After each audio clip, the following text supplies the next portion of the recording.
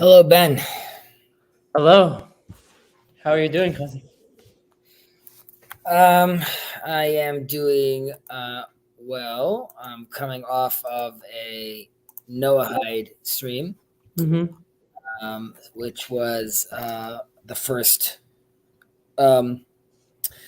the first episode of a series we're going to have of reviewing Brit Shalom, the practical guide for Noahides, or their version of a Shulchan Aruch. So it was very exciting.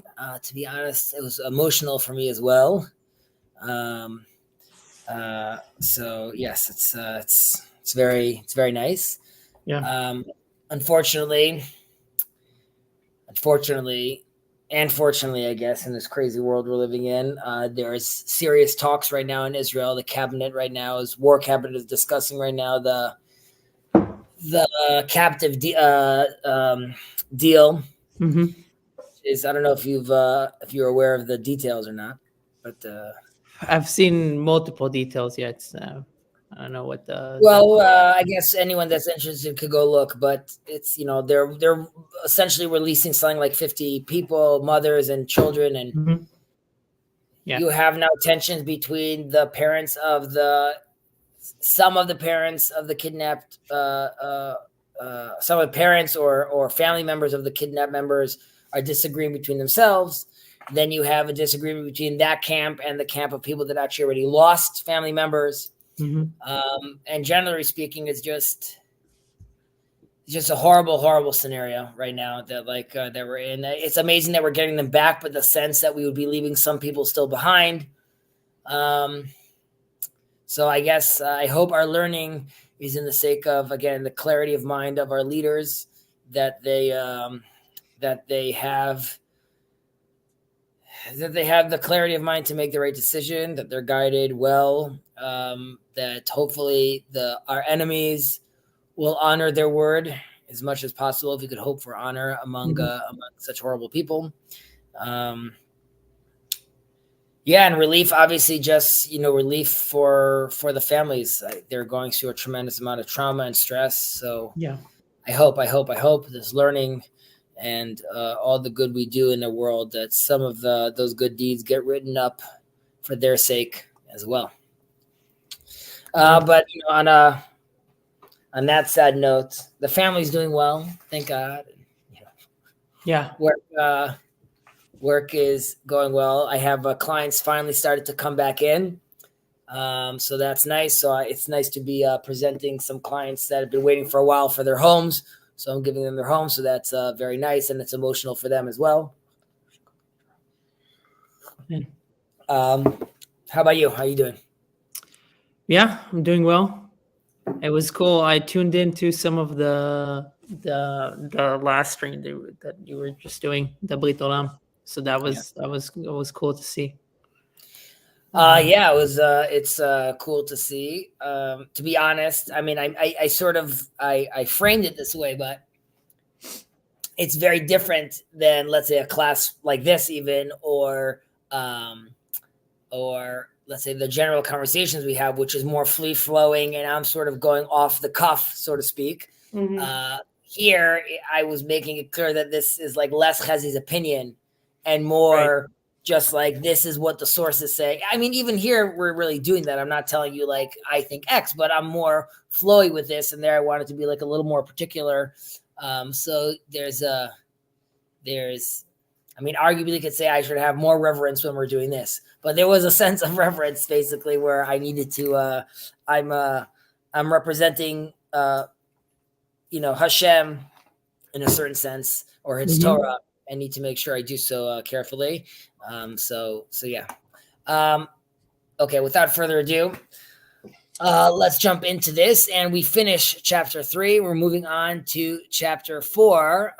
You leave open over here the last one we finished, which was number 18. We were talking about how Rabbi Eliezer ben Chisma was talking about the kinin and the parparot, basically talking about how seemingly you would think that the sciences which are very exact, astronomy and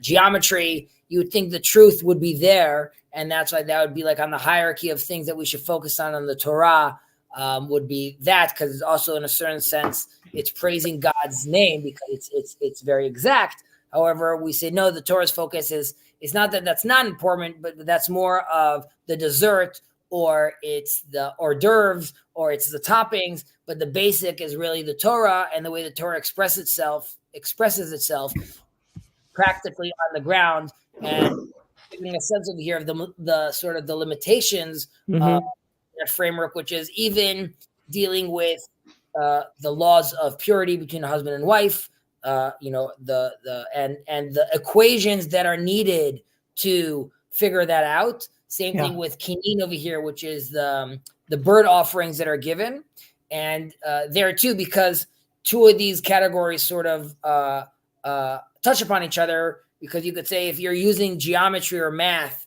for Torah purposes, then it gets included already inside the basic and ideal versions of Torah. So there's different senses of how we could interpret this verse. And we also mentioned here, which I guess we'll frame it, which is the Rashi, the famous Rashi gives an interpretation to the first verse in Genesis, which was, in theory, you would think that would be the book that Aristotle would be most interested in, right? Astrophysics, and we're talking about like the sciences and the metaphysics of creation. However, Rashi says, all I care about is a practical halacha, because I want to know how, while yes, that's interesting, ultimately the conversation God is having with me, how is that applied on the ground? What can I derive from this? And in a certain sense, that's also what was happening with this this first class with the Noahides, which is there's a very, there's a general conversation, which is like be a good person, but those who want to attach themselves to God and walk in his path, how do we do so practically? What does that mean on the ground? Yeah, it's very interesting. I'll just jump on this as well, because I had a few examples that I was thinking about as well. But yeah, there is, especially for your first point about having you have this quantifiable data that you're working with, like what you said, like the more geometrical or astronomical calculations. And they are supposed to be, like you said, the hors d'oeuvres, or not the main thing. You have more of the principles. The Torah is the thing that is the main thing. And what it made me think about as well is two of my experiences, which one is working as a filmmaker. So if I'm a director and I'm working with an actor and they're supposed to play a character in a play or in a film, then I could just tell them how to play a specific scene and what they should say in that scene. And that could be very quantifiable, very specific. But if I explain to them the context of the character, the principle, its life story, then they are able much more to play with that, and they understand how to, like, across scenes and across the story, they understand how to play with that. So I think that's a very good analogy, and it also reminds me of something that we discussed on a few chapters ago. Well, not chapters ago, but sections ago, with regards to Akol Tzafui Ve'Reshut Netuna. Everything is ordained or foreseen, but we still have choice.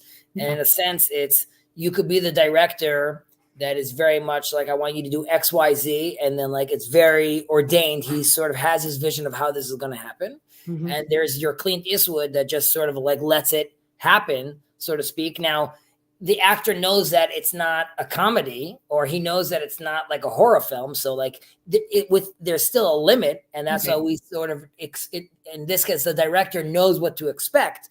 However, he doesn't know exactly how it's going to manifest on the ground. And while he sees it, you could say that he says, like, this is exactly what I was looking for. And like, I knew something like this was a potentiality, but now that I see it expressed, this is sort of what I want.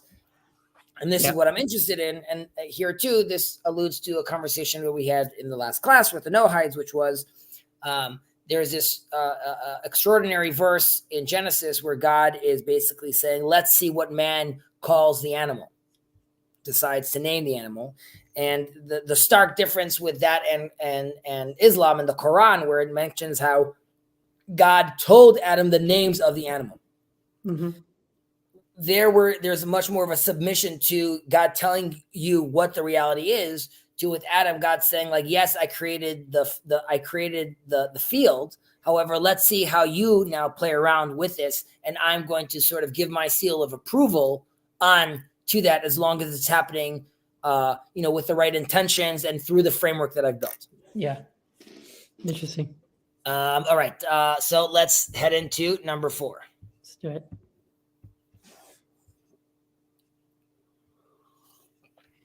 All right. בן זומא אומר, איזה הוא חכם הלומד מכל אדם, שנאמר, מכל מלמדי השכלתי, כי עדותיך שיחה לי. איזה הוא גיבור הכובש את יצרו, שנאמר, טוב ערך אפיים מגיבור ומושל ברוחו. Can you make it a little bigger? מלבד עיר. איזה הוא עשיר? השמח בחלקו, שנאמר, יגיע כפיך כי תאכל, אשריך וטוב לך, אשריך בעולם הזה וטוב לך בעולם הבא. איזה הוא מכובד המכבד את הבריות, שנאמר, כי מכבדה יכבד ובוזה יקר. Do you mind reading it in English? Yeah, for sure. So Ben Zoma would say, who is wise? One who learns from every man. As is stated from Psalms, from all my teachers I have grown wise, for your testimonials are my meditation. Who is strong? One who overpowers his inclinations. As is stated, better one who is slow to anger than one with might, one who rules his spirit than the captor of a city. Who is rich? One who is happy with his lot. As is stated, if you eat of toil of your hands, fortunate are you, and good is to you. Fortunate are you in this world, and good is to you in the world to come. Okay. One second. Why is this twitching on me? Here we go. בסדר. So, Ben Zoma Omer. This is something that we had to memorize in school when we were younger. And his name. This is a heavy hitter, right here. This has one of my favorite lines. Ezu asher samach v'chalko?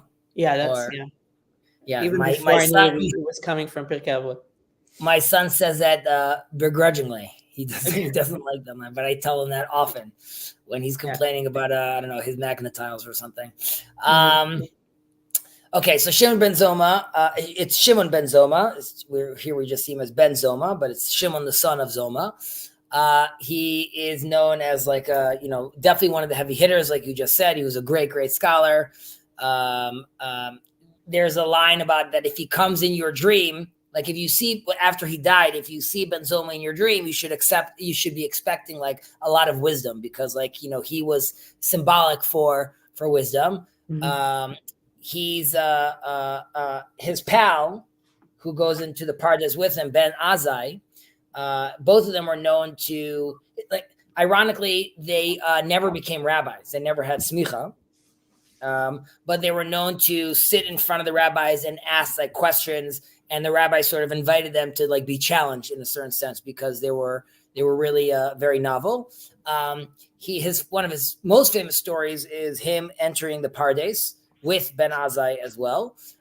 There's different versions in the Yerushalmi, in the Babylonian Talmud and the Jerusalem Talmud with regards to who dies and who goes crazy. But in the Babylonian Talmud, it's he goes into the Pardes together with his rabbi, Rabbi Akiva, his study partner, Ben Azai, and another rabbi named Elisha ben Avuya, later called the other Acher.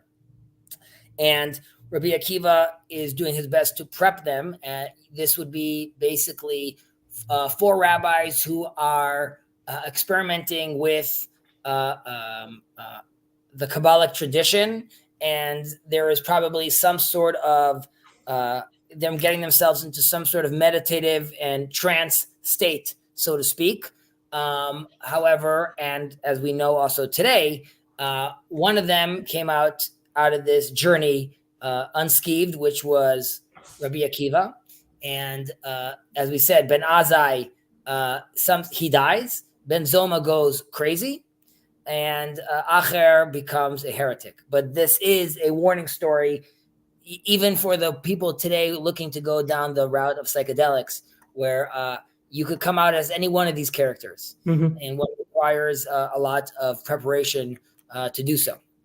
All right, so Ezu Chacham Halomed Mikol Adam Shenemar Mikol Melamdai Heskalti. So we're seeing over here, so someone has to see truth in every man, and in the details and in his depth. This is someone that could see this, because even though you're looking at someone and you know he has shortcomings, right? Like you're a wise man and you're aware of every detail, and you could discern very well, yet we're telling you to still look at someone that potentially has shortcomings, and understand that even from him, you could be learning as well. Yeah. There's another sense which we say, Ezu Chacham Haroet Hanolad, one that could anticipate what's going to come along the bend. And these things go together. The only way you could become someone that is that has that level of foresight is someone that has spent a lot of time understanding and learning different perspectives and different vantage points from all people. And only then you actually start building yourself an actual, if we're touching the elephant, you want to really be talking to anyone touching the elephant, so you could recognize and try to formulate for yourself that picture of what you're actually touching. And again, this is stressing that each, and we're talking about over here Adam again, man, and not specifically Jew, and which relates to Ashrei Adam Shekol Adam Nia B'Tselem, Notzar B'Tselem, every man was made in God's image. Here too, everyone has a unique perspective. Each human is different, and that unique perspective, and that doesn't mean necessarily about all topics, but there is a topic and there's something over there that you could learn from them and still understand from them as well. Also, we see in King Solomon that his family said about him that he was Yachkam Mikol Adam Afilu Cheresh Shotev Katan, that he was smarter than all, even smarter than a deaf man, a fool, and a child. But another way of reading it is that he was so wise that he was so wise that he understood how to extract wisdom from the deaf, from the fool, and from the blind man, and from the child. Again, here too, we could see he's seemingly, you would think that there would be no value or no wisdom to be gained from these individuals. King Solomon, who was known as the wise king, is aware that even from there you could extract wisdom as well. Yeah, I would even to stress it more, I would even think that you can learn even from your most bitter enemies, because they sometimes help you define yourself in much more specific ways. Like, how are they trying to hurt you? What exactly are they doing? And they help you to see, oh, okay, this is what they think I care about, or at least that in that respect. So definitely, and that's the only way you could really understand. And in a certain way, this goes back to Jacob and Esau, which is, I mentioned this in the little portion, the little parsha portion I sent out, which is that we could see Jacob is realizing that he's living in an incomplete world. In an incomplete world, you need to use the tools that you're given. So through wisdom, or not necessarily through deceit, but rather understanding how deception works, to better understand how the world actually works in front of you. So even like you said, even from your enemy or from someone that is bad, you could still learn from them how they're behaving. Yeah. There's another interpretation that talks about how the wise man can learn from every man, because a great rabbi, a great scholar knows how to discern. But like a young student should still be wary who he's learning from, because if you, and this goes back to having a bad neighbor, or like you just said, learning from someone that is your enemy, those are dangerous waters you're walking in. So you might be exposed to a tremendous amount of knowledge by doing that. But the question is, can you walk out unscathed, so to speak? Okay. Ezu gibor hakovesh et yitzro, shenemar tov achapayim megiבור v'moshel berucho menaked ir. Who is strong? One who overpowers his inclinations, as it is stated. Better one who is slow to anger than one with might. One who rules his spirit than a captor of a city. Okay, so we could see even in the translation over here what they're alluding to. So usually we're talking about like, a hero is the attributes of our someone that has like a tremendous amount of physical strength. We think about in Hebrew Shimshon HaGibor, Samson, the hero who wasn't necessarily the man of spirit or had pearls of wisdom to give us, but was more physically strong at the end of the day. But we're saying it's on the contrary over here. It's really about someone that could look inwards and control their own inclinations and conquer their own desires.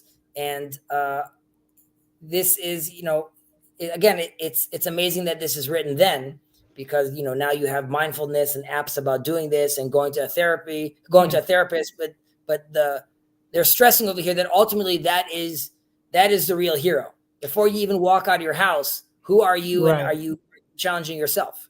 Right. So this is the guard in your gates. So it's not just about guarding like your behavior at the bottom of the funnel, meaning like when the rubber hits the road, like your actions. You don't want to just police your actions, which is kind of, I guess, is tantamount of a capture of a city.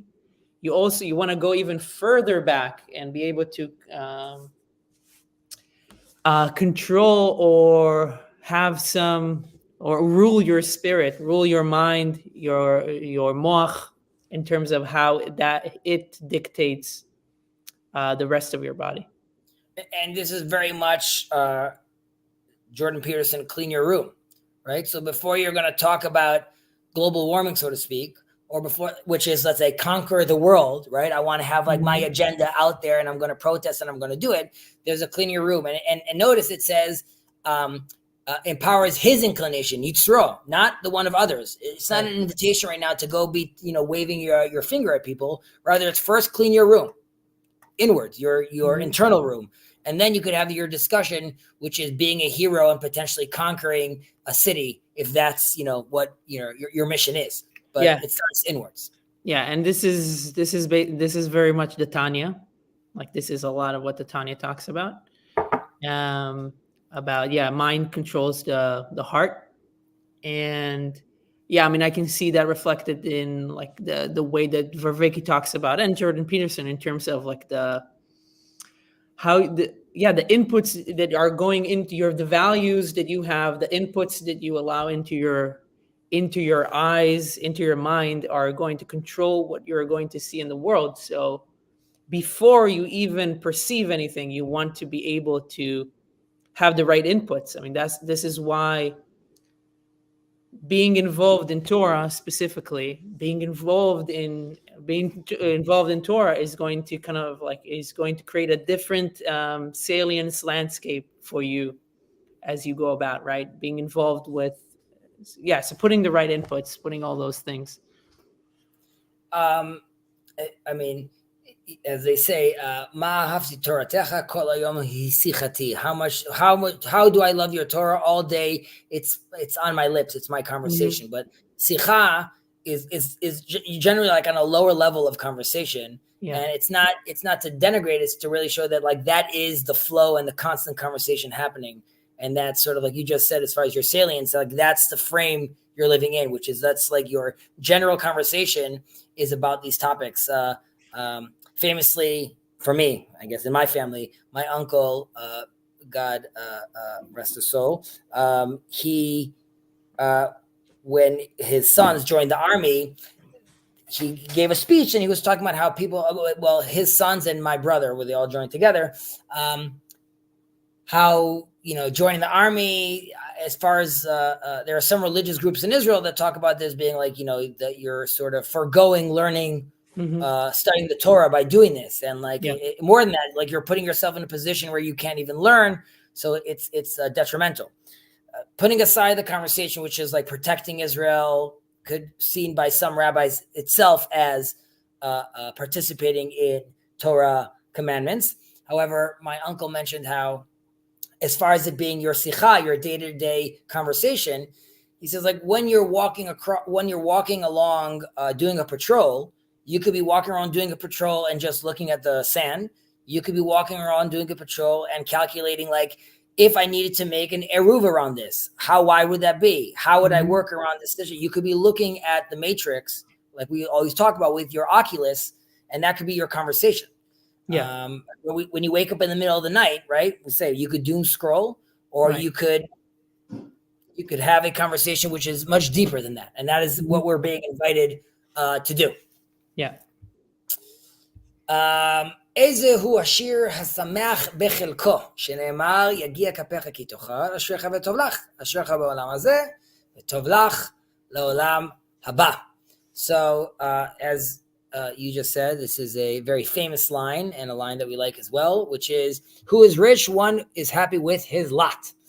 And as I mentioned this to my son, there's a sense of, you can never have enough. Kibel mana ratza matayim, right? One who gets 100 then wants 200. I get the new Tesla. I need the better one. I need the iPhone 36. I don't know what number they're on, but I need the newer iPhone, and I need more. Is it an English term or a Hebrew term? Now I forget. But like, you get a finger, you want the whole hand.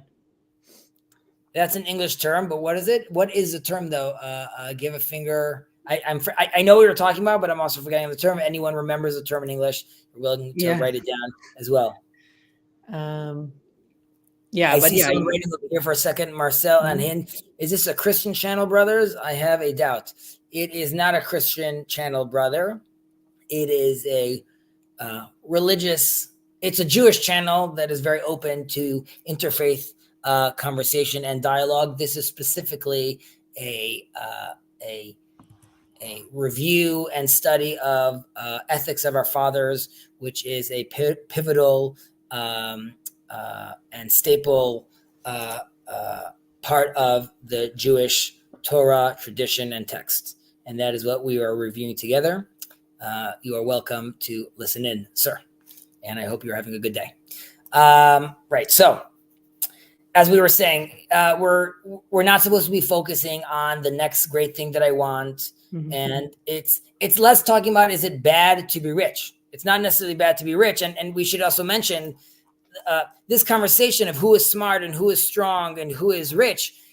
In a certain sense, you could ask, why are we even having this conversation? Like, why did Ben Zoma just start with like, who is? We're reintroduced with these characters before. And in Jeremiah, I'm not remembering exactly which verse, but it's Ko Amar Adonai, Al yitalal chacham b'chokhmato, ve'al yitalal hagibor b'gvurato, ve'al yitalel ha'ashir be'oshro. And the loose translation is that so God says that a wise man shouldn't be proud of his wisdom, and the hero shouldn't be proud of his strength or heroism, and the rich man shouldn't be proud of his riches. However, those are all in Jewish tradition. Those three are also prerequisites, according to some sages, for prophecy. Okay, and it's not that the prophet needs to be Donald Trump. It's rather the prophet. We want to know that it's not a poor person that you're saying like, oh, like that's the world he's coming from, and he's really thinking about that, and he's biased. We're looking for someone that is in a very good position. He is wise. He is a hero, as in not necessarily strong, and that's why we're giving this breakdown. This is what Ben Zoma is responding to. Who is this wise man? Who is this rich person? Who is this hero? Because ultimately, these are things that are needed, prerequisites, like I said, for prophecy, and that's why we're clarifying this. So going back to this rich person, it's not necessarily that you can't have money. We're saying the opposite. It's a requirement if you want to be get into prophetic status. You at least need to be comfortable. because you could tell the poor prophet that starts talking to the Israelites will be like, how about you go first focus on making sure you could, care for your family before you start, like, preaching, so to speak. Yeah. And also having the right incentives. Correct. And for sure, the right incentives is very, very important. So, however, we're saying regardless, though, even that person and the general rich person needs to realize that ultimately the riches are, you need to be happy with your lot. You need to be understand where you are in life and what you have, and it's all a gift from God. And you can't be constantly chasing trying to secure the bag, as they say, and looking constantly to get that payday. Rather, realize that you are happy with your lot, which obviously many psychologists today explain how, like, the stresses of or they talk about how once you have enough money to keep the tax man at bay, more money from that doesn't actually make you happier. However, there's a sense where I need more and I need more. Yeah. And we could see it also stressed in the wording over here. What is it in English, though? One second, where is it? With his lot. Yeah. And the verse they use, if you eat of toil of your hands. Right. So the sense of here, ultimately, the value of being happy is when it's the toil of your hands. Because yes, you could be given money or you could win the lottery, but ultimately we find tremendous pleasure and specifically getting paid for the work that we specifically done, where we go from A to Z. We were involved. We did it. We put in the time and effort as well. And that allows us to enjoy what we're earning in a much fuller and more enjoyable manner. Yeah. I don't know if that's how you experience, but that's definitely how I experience it as well. No, definitely. Like the amount of effort you put in, obviously, changes that. And the Rambam famously also talks about how it's a great value someone that is self-sufficient as well. Yeah. Okay. Any questions or onwards? I guess I don't know if we touched on. It says "Ashrecha ba'olam hazeh v'tov lecha la'olam haba," right? So it makes a distinction. Right. So fortunate are you, and good is to you. Fortunate are you in this world, and good is to you in the world to come. So I'm not using the English translation over here. I'm using the Hebrew translation, but that Ashrecha v'tov lach. So that. Well, again, how the way they translate in English is Ashrecha is you are fortunate. So that is really sort of in a certain level, that's a lower level of enjoyment that you're enjoying in this world. However, the Tov Lach, which we also have when God created the world and it was good, that's a fuller sense that you have, but that's talking in the world to come, where there's a sense of not only did you strive to do well and you were happy with your lot, rather you will fully appreciate and you will fully appreciate what God has actually given to you, and you will be able to see it in its full sense in the world to come. Yeah, and then I have a small technical question, because I sometimes see this and I don't always know the reason, but it says Tov Lach. Why is it Lach? Seems like to be it's the feminine, but makes more sense that it would be the masculine. So is there a reason here, or no? It's just, I mean, there could be a reason.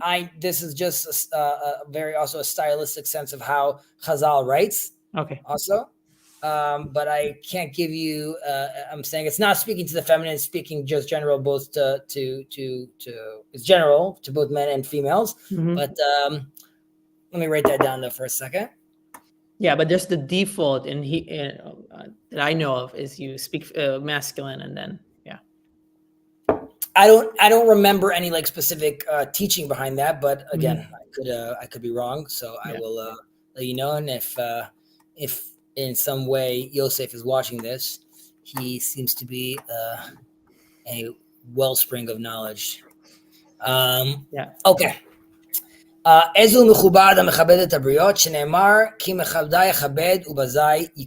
to take that in English? Yeah. Who is honorable? One who honors his fellows. As is stated, for to those who honor me, I accord honor. Those who scorn me shall be demeaned. Right.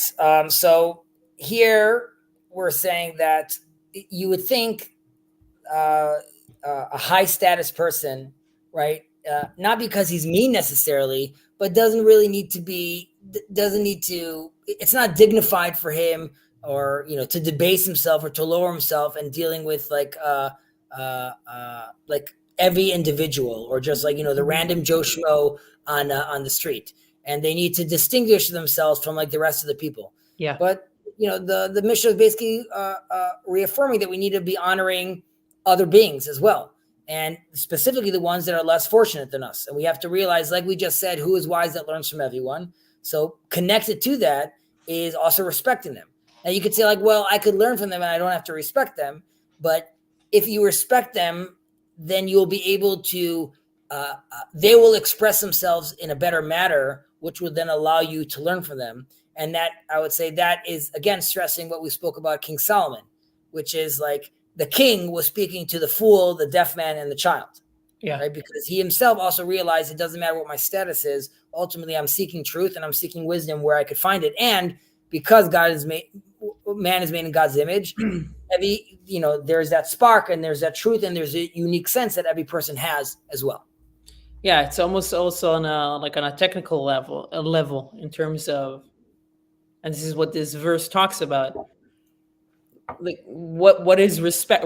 What is respect? Respect is something that you get from others. So if you're a king, if you don't respect the people underneath you, then you at least eventually you will see that you're not as respected, right? People would not bow to you every time you cross the street on the way to the castle. They won't go, make an effort to make gestures of respect, throw flowers, do all those things. So if you don't accord respect, then the wellspring of where respect comes from won't kind of keep coming up. That's very true. Exactly. There's something I was going to say, but you were mentioning that, but it floated away from me. Sorry. 1 second. I'm trying to still grab it. No.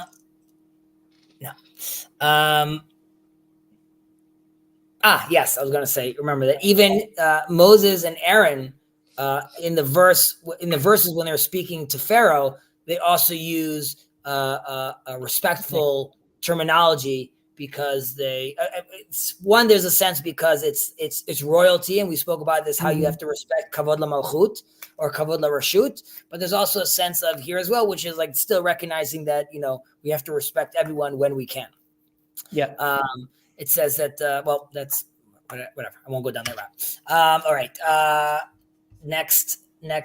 Yeah. Okay. Okay. So here you go. His study partner. Ben Azai Omer, Havei ratz lemitzvah kala uborach min ha'avera, shemitzvah goreret mitzvah ve'avera goreret avera, sheschar mitzvah mitzvah, ve'schar avera avera. Ben Azai would say, run to pursue a minor mitzvah and flee from a transgression. For a mitzvah brings another mitzvah, and a transgression brings another transgression. For the reward of a mitzvah is a mitzvah, and the reward for transgression is transgression. So, as we mentioned, Ben Azai is also Shimon Ben Azai, the two Simons, the study partner of who we just mentioned, Ben Zoma. He was known for being like a super diligent learner. I'm trying to think, what's the word for lishkod? Shagdan. Diligent, conscientious. Maybe conscientious, okay.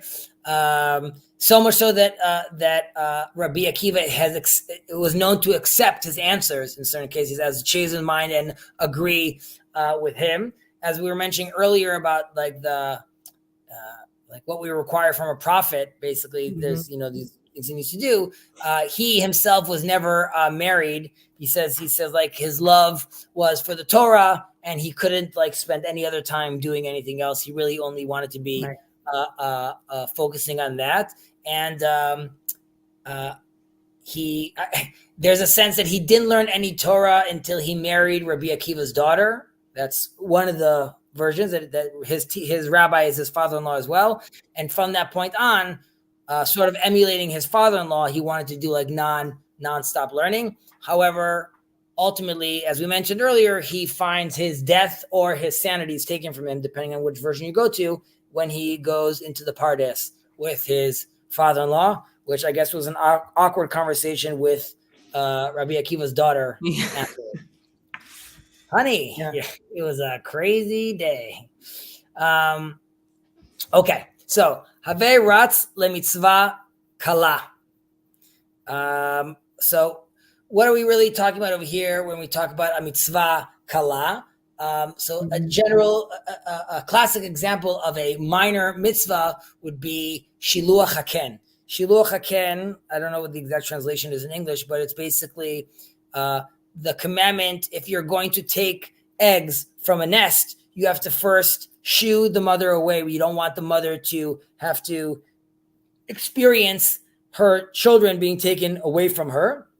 In a certain sense, this is also similar to not having a calf in his mother's milk. Also, it's too traumatic to have such a thing happen together, basically. Yeah. And right, so we don't want to have that. So it's the harder mitzvot, ironically, are the ones that are in your daily routine, which it's hard to like keep it going constantly. The either mitzvot are ones that are not in your routine, but they're easily accessible.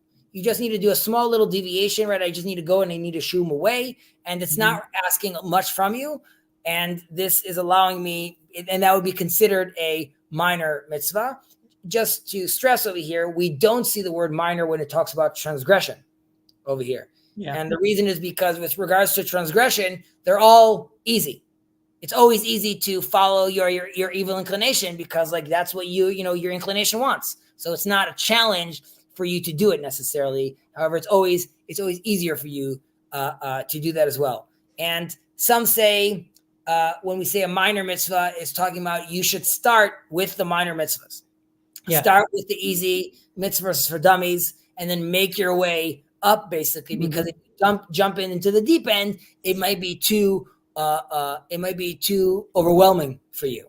Yeah, it sounds very much like a Kiruv principle, like a Chabad. Right, exactly, right. Baby steps, as they say. Even though I've never considered shooing shooing the birds. I know your wife was like, "What are you doing, Ben?" He's like, Some say that the running, right, the sense of like the physical action of doing this is showing you that even for something easy, you should put in the effort. You should do hard work even to do something easy. Yeah. There's even people that interpret it that you should run and do it. It's sort of the early bird gets the worm. Basically, if you don't do it, and it's an easy one, someone else is going to take the opportunity from you.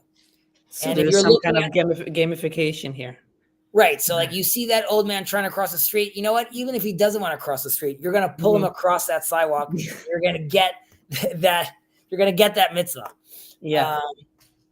Right. Actually, this is interesting. I mean, this is kind of silly, but I actually think that I haven't seen all of that, but I mean, for me, that's been something that's been really interesting to notice is that as I've delved in more into Judaism and Torah, one thing that was interesting to me was that the things that it was optimizing for were much more positive. So it was like, okay, so I can play all these different games and I can do all these different kind of stuff, but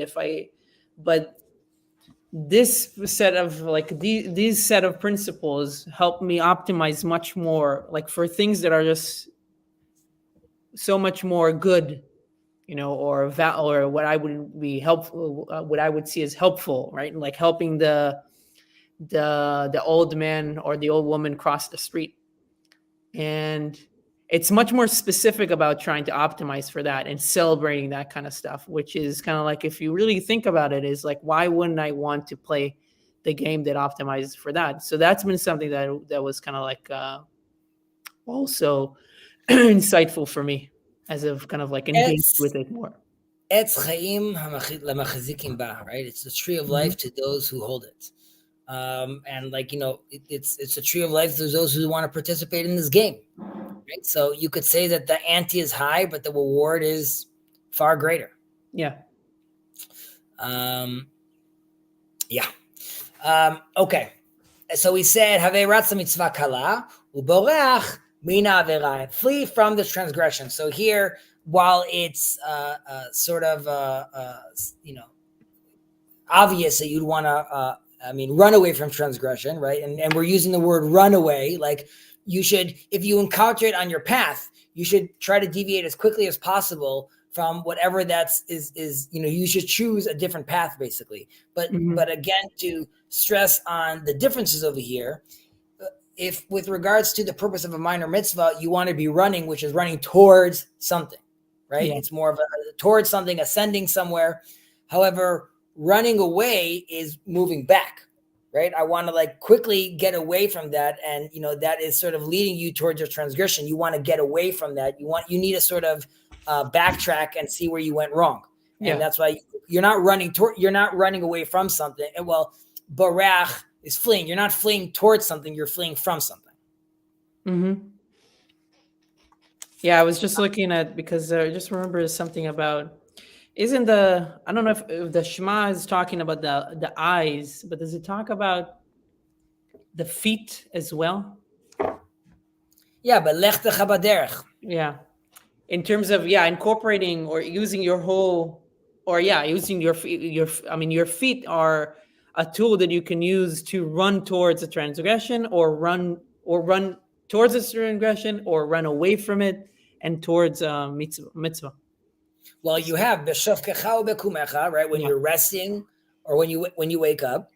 So when you give your soul, so to speak, when you have your minor death, when you die, when you go to sleep, you're there. When you wake up, right? It's when you're born again, you're born into it. That is showing that you are that, and that goes back to ma'ahavti toratacha kol hayom sichati. You should be walking down the path, right, comfortably. However, on that path, like we said, you're going to see this minor mitzvah. You should run on that path that you're on towards it. Yeah. However, if that path turns into transgression, livroch, you got to flee, you got to turn back. But this is all happening on this path. Makes sense. All right. Shemitzvah goreret mitzvah. The avera goreret avera, right? So we see that there is a ripple effect, so to speak, when I'm doing these things. And there's a sense where you could look at this that, on one sense, that if you do this and you practice this, it becomes second nature. And you end up finding that once you open your eyes to this sort of mindset, the opportunities start presenting themselves wherever you go, right? Sort of like a pay it forward sort of attitude. And then you find out that you could be helping everyone, because now you're looking at that world, or, you've put in that game now where you're like, these are opportunities. These are mitzvah points. I could be taking advantage of this, not in a bad way, but I could be, reaching my full potential over here. And in that mindset, suddenly those opportunities start presenting themselves more, both for the bad and for the good, right? We talk about the slippery slope because very quickly you find yourself deeper and deeper and deeper inside. And on the flip side, you're presenting yourself with more options to do better things. There is a sense also where all the 613 ultimately are one large mitzvah. They're all interconnected. So by doing one, it references you to the second one. Now, while that's not true specifically about every mitzvah that's out there, however, one is we see each other as a family, right? So like the mitzvahs that you're doing, let's say if a woman's doing a mitzvah that's not related to me, she's still doing it in a sense as part of my family, whether it's my wife or whether it's people of the larger Jewish people that we're doing together. Or you could also say that we could see that there is the commandment of phylacteries, but then there's subcategories of those things that break down. So all these things are suddenly connected to one commandment that has many, many subcategories as well. So while doing one mitzvah will almost always drag you into, or what's the terminology word over here in English? It brings another. It brings another. Here it says that it's goreret, it's dragging you, but basically there's a force where you feel like you are being compelled and pulled towards it. Yeah. So I was actually watching a video comparing Western medical ethics and Jewish medical ethics. Maimonides, man. Actually, well, Maimonides was definitely there. Right. This was on Chabad, but one of the principles that it was talking about that's different is that in medical ethics, it's a closed system where you can only derive your principles or the ethics from within the medical profession and medical clinical experience and all that stuff.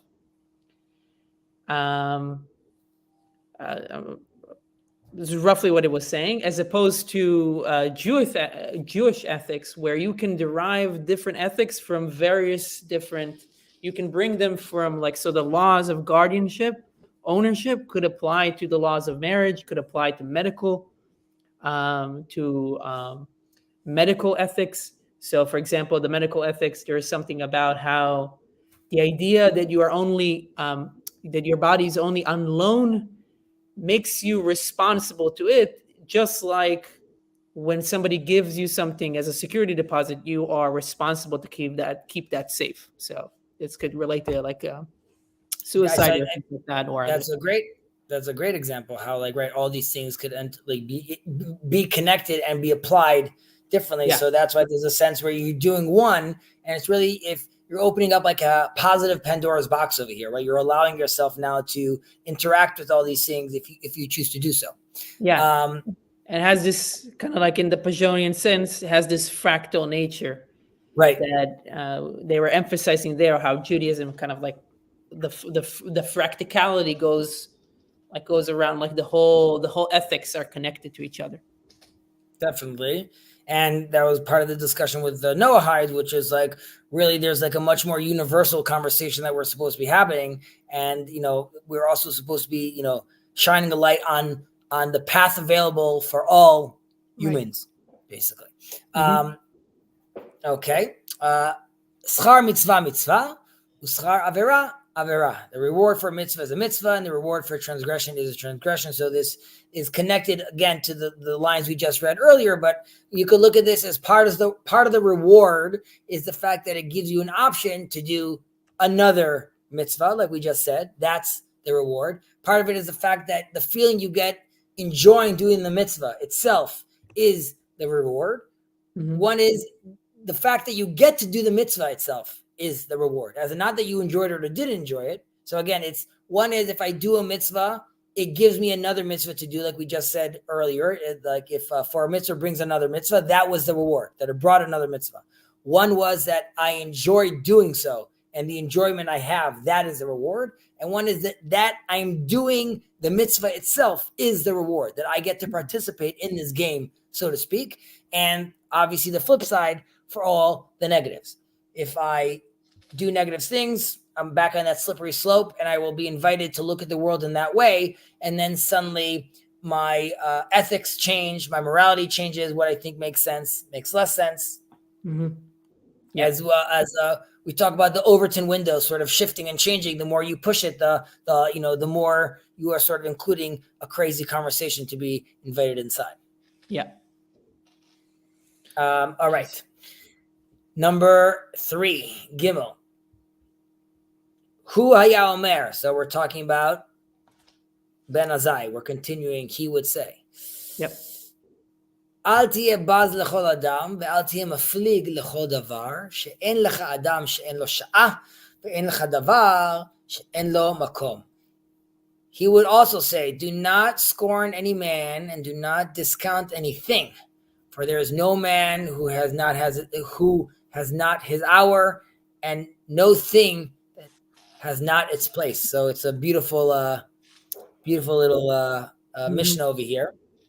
So, and obviously we're seeing echoes over here from the conversation we were just having earlier as well. Like this is all in the same person. Right, exactly. So you would think after we read the last Mishnah, like after I did all those things, right? I'm the Gibor and I'm the thing and I'm the that. It goes back to what Jeremiah was talking about. I might think that that I did all these great things. So, all other regular people, so to speak, seem unnecessary to me, and I feel like I could denigrate them. And it's warning you, sort of, from if you've gotten this far, we're just warning you again. Be very careful how you treat other people as well. And just as far as denigrating someone over here, it's less about at least the way it's interpreted. It's less about and here it says like scorn. So I don't know what the history of that word is basically, but the sages say that we're talking about over here about basically letting someone that they're almost like not alive. Like you basically consider them insignificant. It's less than ignoring them. It's more that like what you're saying doesn't matter, and you're not interested in their perspective. And more than that, you find like the fundamental point that he has, and like you destroy that. Like you're showing him that like the things that you're standing on, your whole what's the word we use today on social media? Ben Shapiro destroys, right? So the destroying part, that is what you should be avoiding. Don't be destroying. Because destroying is and it's sad because that's like the terms we use, but like it's almost that's literally what you're doing. At the end of those debates, you've killed this person in a certain sense. There's a sense where like this person, like he built this whole house of cards. You can be like, well, it's necessary. He needs to learn. But the Torah is telling you be very, very careful. And you should be very careful because if you're very wise and very powerful and very wealthy, you might feel very, very quick on the trigger to destroy someone.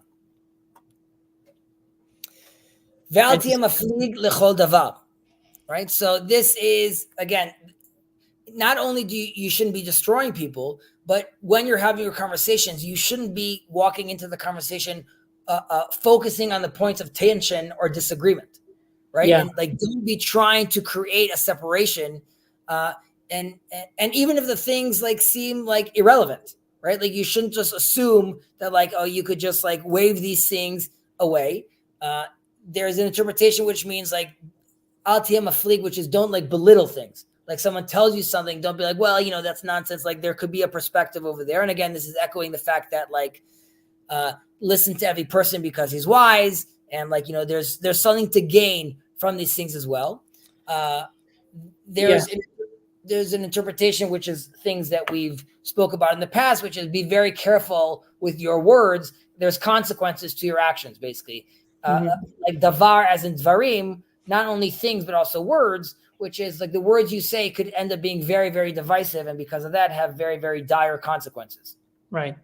Yeah. So just to emphasize the difference here. So here it says, al tiyeh maflig, and in English it says, do not discount. And what you're talking about, you mentioned separation. And so in Hebrew, the maflig is more related to, or also related to separating.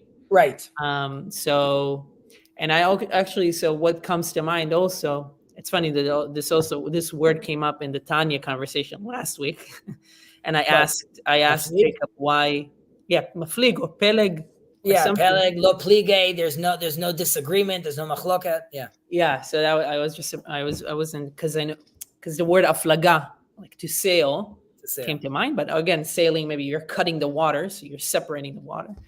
But anyway, the main point that I wanted to make was that do not discount. I will also offer the interpretation of do not be a contrarian, like all times a contrarian, like somebody just says, but like I have experiences sometimes that I talk to people, and I know that throughout the conversation I can tell that I'll state my opinion or I'll say something, and they will always start their last sentence with no, there's another or but or and I know this is how it's gonna go, but I go through it because like I know this is their personality at least at that point, and it doesn't it's not a nice experience, but it exists.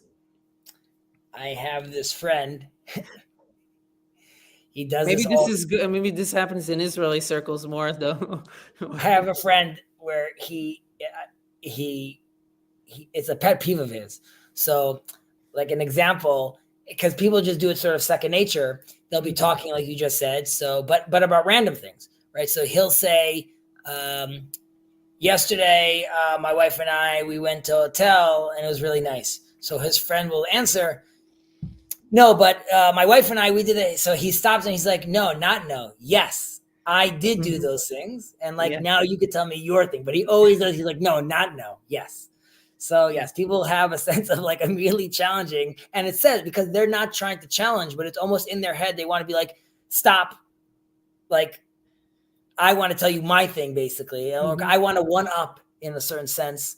So I think that's a very good point. And that's also one of the other, not whether interpretations, but la fliegen to split is also one of their interpretations is don't assume that the bad thing that you think will happen won't happen. As in basically don't disconnect yourself from reality. As in you're in a position right now where you're saying like, well, listen, like you just said, divisive. Like, I'm in this position. I'm going to say X, but there's not going to be a ramification for that. Like, that's not going to affect me. And the attitude is like, don't look at the world that way. There is a cause and effect. The things you do will have an outcome, and they could very easily affect you as well. All right, continuing on. שאין לך אדם שאין לו שעה, ואין לך דבר שאין לו מקום. For there is no man who has not his hour, and no thing that has not its place. So like they're saying over here, every man has his moment, and we want to leave space for that person to be able to tap into it when the day comes. And if you don't allow for that to happen, it's very difficult. Like you hear about all these stories that no one gave me a chance, and there's one guy, he believed in me. But if you were all those people that believed in people, then you would have a lot more of those Cinderella stories coming up, because there would be a lot more people seeing that. And again, this relates all the way to every man has his moment, because because you could learn something from every man, and you shouldn't denigrate that every man. And all this conversation is basically giving the space and articulating the good faith conversation, basically, where you're going to be steel manning, where you're going to be playing good faith, where you're going to be calm, where you're going to be understanding, where you're not going to run to in the conversation. You might disagree, but you're not going to decide to stress that or focus on that necessarily. And this doesn't mean you can't have a healthy debate, because again, this is happening at the same time. All this is happening in the context of sages are going to debate these lines themselves and are going to have different interpretation of what these lines mean. So there's a healthy debate, but it's all happening with love, compassion, and understanding. And again, we need to be able to discern, but we need to be open to the possibility that day will come. And you could see that like out of Babel, which is like, devastation, Abraham comes out of it. And out of Sodom, we have Lot, and we have Ruth through that, and then we have King David.